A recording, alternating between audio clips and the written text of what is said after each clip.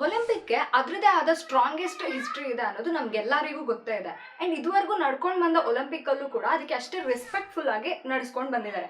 So ಈ Olympic ಅನ್ನೋದು ಪ್ರತಿ ಒಂದು ಸರಿನೂ ಒಂದೊಂದು ಕಂಟ್ರಿ ಅಂಡರಲ್ಲಿ ಒಂದೊಂದು ಕಂಟ್ರಿ ಅದನ್ನ ಮ್ಯಾನೇಜ್ ಮಾಡಿ ನಡೆಸ್ಕೊಡ್ತಾ ಹೋಗುತ್ತೆ.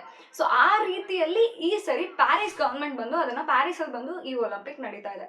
ಇದೊಂದು ರೀತಿಯಲ್ಲಿ ಒಂದು ಪ್ಲಸ್ ಪಾಯಿಂಟ್ ಅಂತ ಹೇಳ್ಬೋದು. ಯಾರಿಗೆ ಅಂದ್ರೆ ಆ ಯಾವ ಕಂಟ್ರಿಯಲ್ಲಿ ಇದು ನಡೆಯುತ್ತೋ ಅವರಿಗೆ. ಯಾಕಂದ್ರೆ ಈ ಈ ವಿಷಯದಲ್ಲಿ ಹೇಗಪ್ಪ ಅಂತಂದ್ರೆ ಈ ಸ್ಪೋರ್ಟ್ಸ್ ನಡೆಯುತ್ತೆ, ಅಲ್ಲಿ ಕಾಂಪಿಟೇಷನ್ ನಡೆಯುತ್ತೆ, ಇದೆಲ್ಲ ಒಂದು ಕಡೆ ಆದ್ರೆ ಆ ಒಲಿಂಪಿಕ್ ಓಪನಿಂಗ್ ಸೆರೆಮನಿ ಅಂತ ಒಂದಿದೆ. ಅಂದ್ರೆ ಈ ಉದ್ಘಾಟನಾ ಕಾರ್ಯಕ್ರಮ ಅನ್ನೋದೇನಿದೆ ಇದ್ರಲ್ಲಿ ಒಂದು ರೀತಿಯಲ್ಲಿ ಅದೊಂದು ಹೈಲೈಟ್ ಪಾಯಿಂಟ್ ಅಂತ ಹೇಳ್ಬೋದು. ಯಾಕೆ ಅಂದ್ರೆ ಯಾವ ಕಂಟ್ರಿಯಲ್ಲಿ ನಡೆಯುತ್ತೋ ಅವರು ಅವರ ಕಲ್ಚರಲ್ ರೆಪ್ರೆಸೆಂಟೇಷನ್ ಅಲ್ಲಿ ಮಾಡ್ಕೋತಾರೆ.